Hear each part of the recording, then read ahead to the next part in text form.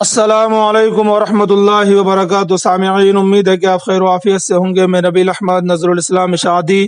سامعین، جمعیت علماء ہند اور جماعت اسلامی ہند کا ایک مشترکہ وفد آج ہلدوانی پہنچا اور وہاں S D M Paritosh Verma, city magistrate Richa Singh اور مقامی police station incharge Neeraj Bhakuni سے ملاقات کی اور ہلدوانی کے بنبھول پورہ میں مدرسہ پر انہدامی کارروائی کے بعد پولیس انتظامیہ کی جانبدارانہ اور انتقامی کارروائی پر سخت ناراضگی کا اظہار کیا۔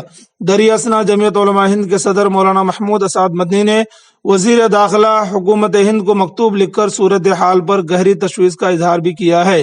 مولانا مدنی نے مذہبی مقامات کے انہدام میں جلد بازی پر بھی سوال اٹھایا اور اس کا مستقل حل نکالنے کی طرف توجہ دلائی۔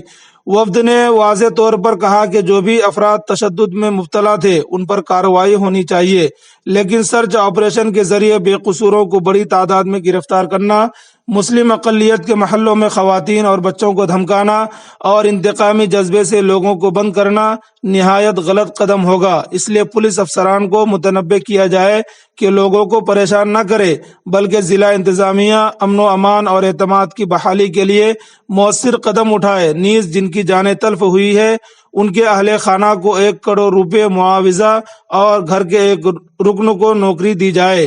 وفد نے یہ بھی مطالبہ کیا کہ مذہبی مقامات کے انہدام سے پہلے متاثرہ فریق کو ہر طرح سے تشفی حاصل کرنے کا موقع دیا جانا چاہیے۔ نیز اعتماد میں لیے بغیر کسی بھی کارروائی سے اجتناب کیا جانا ضروری ہے۔ اس موقع پر جمعیت علماء ہند کے جنرل سیکریٹری مولانا حکیم الدین قاسمی نے کہا کہ ہم شروع سے پولیس انتظامیہ سے رابطے میں ہیں اور لگاتار امن و امان کی بحالی کے لیے کوشاں رہے ہیں۔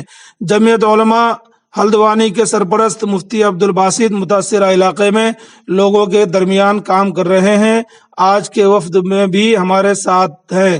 سامعین، اس رپورٹ سے متعلق آپ کی کیا رائے ہے کمنٹ کر کے ضرور بتائیں۔ چینل پر نئے ہیں تو چینل کو ضرور سبسکرائب کریں۔ السلام علیکم ورحمۃ اللہ وبرکاتہ۔